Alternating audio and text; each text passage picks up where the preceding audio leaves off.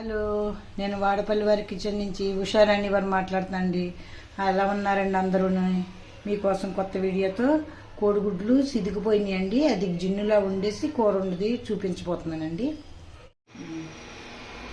ఇదిగోండి కావలసిన పదార్థాలు: ఎల్లుల్లిపాయలండి, జీలకర్ర అండి, ఆవాలండి, ఇదిగోండి ఎండుమిరపకాయలు, ఇదిగో కరివేపాకండి, ఇదిగోండి పచ్చిమిరపకాయలు, ఇదిగోండి ఉల్లిపాయలు, 4 గుడ్లు పగిలిపోయినాయండి. దాన్ని డబ్బాలో వేసి ఉడకబెట్టాను. ఈ విధంగా జిన్నులో వచ్చిందండి. ఉప్పు పసుపు కారం వేసి పెట్టానండి. ఇదిగోండి ఒక టమాటా వేద్దాం అనుకుంటున్నాను. ఇదిగో గరం మసాలా అండి, ఇదిగో ఉప్పు అండి, ఇదిగో ఉప్పు అంటున్నాను, ఇది పసుపు అండి, ఇది ఉప్పు అండి. ఇప్పుడు నెక్స్ట్ నేను కొద్దిగా అల్లం వెల్లుల్లి పేస్ట్ కూడా యాడ్ చేస్తాను. ఇదిగోండి ఎల్లుల్లిపాయలు వేస్తున్నాను. గుడ్లు ఇవాళ పగిలిపోయినాయండి, ఒక 4-5. సరే కొన్ని ఇలా కూరగా ఉండేద్దాము, మీ అందరితో షేర్ చేసుకుందాం అనేసి ఇంకా మరి పెట్టాను. ఇదిగోండి ఉల్లిపాయలు వేసాను.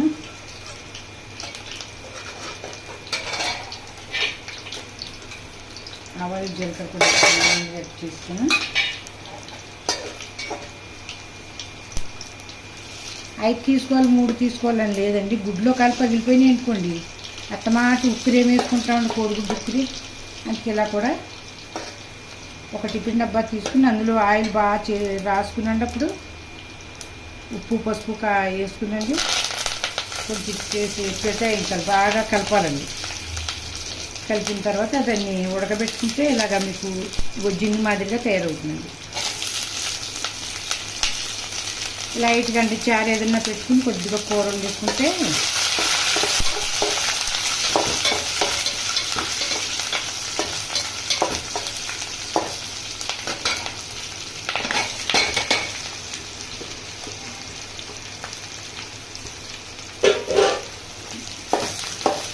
మేమైతే చారు కూడా పెట్టుకున్నామండి, ఒక కూరతో తినలేక. చారు మనం చెప్పాను కదండి, చారు చాలా ఎంత ఎక్కువ మరిగితే అంత మంచిదని నిండా పెట్టాను, అంత అయిపోయిందండి చారు. ఇవన్నీ ఇప్పుడు ఈ కోసుకుందామండి ముక్కల్ని. ఉల్లిపాయలు వేసాం కదండి, ఇలాగా 4 ముక్కల కింద కోసి తీసానండి. మనకి ఏ సైజు ముక్కలు కావాలితే ఆ సైజు కోసుకోవచ్చండి. ఇదిగోండి గుండెకాయ ముక్కల్లా వస్తున్నాయండి. ఇగో ఎక్కువ మంది పిల్లలు ఉన్న వాళ్ళు అయితే కొంచెం చెన్నీ కోసుకుంటే అందరికీ తల ముక్క వస్తుందండి.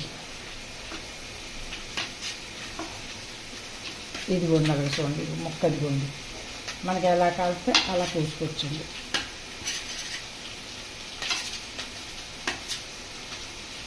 ఇది లాస్ట్ ముక్క అండి. పిల్లలు కూడా ఏమీ అడగకుండా ఇష్టంగా తింటారండి.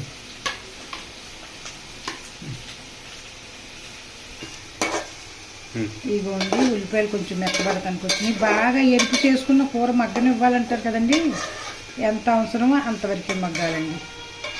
నేను కొలతలంటే లేకుండా మీకు చెప్తున్నాను, ఎవరైనా చేసుకోవచ్చండి. మా ఇళ్లలో దేవారం తరపు రాజులు ఇగో ఇదే లెక్క ఉండదండి. ఇంత 2 గుడ్లు కోసుకున్నా 2 ఉల్లిపాయలు 2 ఎక్కువ వేసుకుంటే కొంచెం కూర ఆట వస్తుందండి. అదండి, దీనికి 2 ఉల్లిపాయలు వేయాలి 3 ఉల్లిపాయలు వేయాలి అనేమి ఉండదండి. ఇదిగోండి ఇలా మగ్గితే సరిపోతుందండి. బాగా ఎరుపు వచ్చేసినా ఎగటి వచ్చినట్టు అనిపించినట్టండి. నూనె ప్యాకెట్ వాడే వాళ్ళు అయితే అమ్మ అందరూ కూడా 3 నెలలకోసారి 2 నెలలకోసారి నూనె మార్చండి బ్రాండ్. ఇప్పుడు సపోలా తీసుకుంటే 2 రోజులు, ఒక 2 నెలల తర్వాత సన్ఫ్లవర్ ఒకే నూనె వాడటం మంచిది కాదండి ఎక్కువ రోజులు. అలాగని నూనె పసుపు అండి, అలాగని నూనె ఎక్కువ వేస్తేనే కూర టేస్ట్ వస్తుంది అనుకోకండి. ఇతిమినామగా నుంచుందండి, మెల్లిగా వేగించుకుంటే. నూనె తక్కువైనమ్మా అందరినీ చూసి మనం ఎగిరి మన పరిస్థితి బాగోలేదు అనుకుంటే నూనె తక్కువ వేసుకున్నా పర్వాలేదండి, మెల్లిగా వేగించుకుంటే కూర రుచి దాంతోనే వస్తుందండి. వాళ్ళు కేజీ నూనె వేసారు, 1/2 కేజీ నూనె వేసి ఉండేది, పావు వేసారు, దాంతోనే రుచి వచ్చింది. అది కాదమ్మా, ఏగటంలోనే ఉంటుందమ్మా. నూనె తక్కువైనా పర్వాలేదు, చిన్న అగ్గి మీద పెట్టి మూత పెట్టుకుంటే వేగించుకుంటే ఎలాంటి కూర అయినా బాగుంటుందమ్మా. నేను చెప్పవలసింది వండుకోండి, చూడండి, పెట్టు. ఇదిగోమ్మా అల్లం వెల్లుల్లి పేస్ట్ కూడా వేద్దాం కొద్దిగా.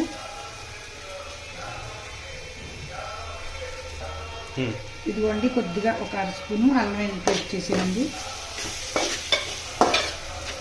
నూనె మట్టికి మార్చండి, ఎవరో ఎక్కువ వేసుకోండి నేను చెప్పట్లేదు. నూనె మట్టికి 2 నెలలకు ఒకసారి కంపల్సరీ మార్చుకోవాలండి, ఎప్పుడు తేడాలు చేస్తాయండి.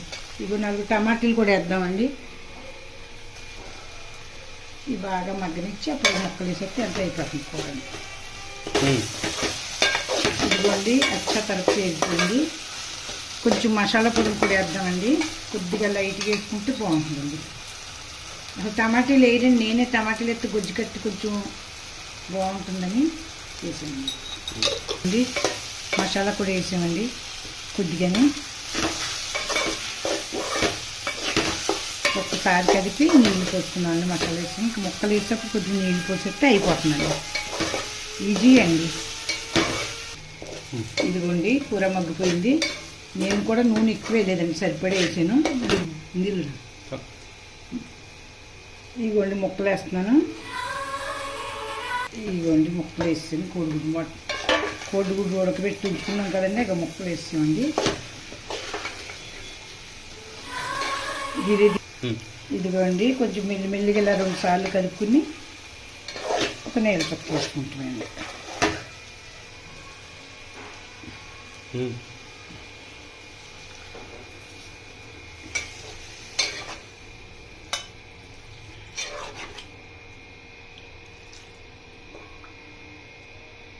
ఇదిగోండి మూత పెట్టుకున్నాం.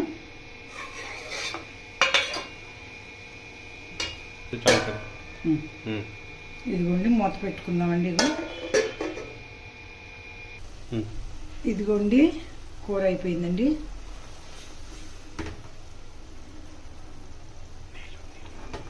నీరు అన్నీ అయిపోయినాయండి, పర్లేదు, అది ఆ వేడికి లాగేస్తుందండి. కొన్ని కూరలు వండిన తర్వాత కొంచెం సేపు ఉంచితేనే బాగుంటుంది. అందుకే ఫస్ట్ కూర వండేసానండి, తర్వాత రైస్ పెడదామనండి.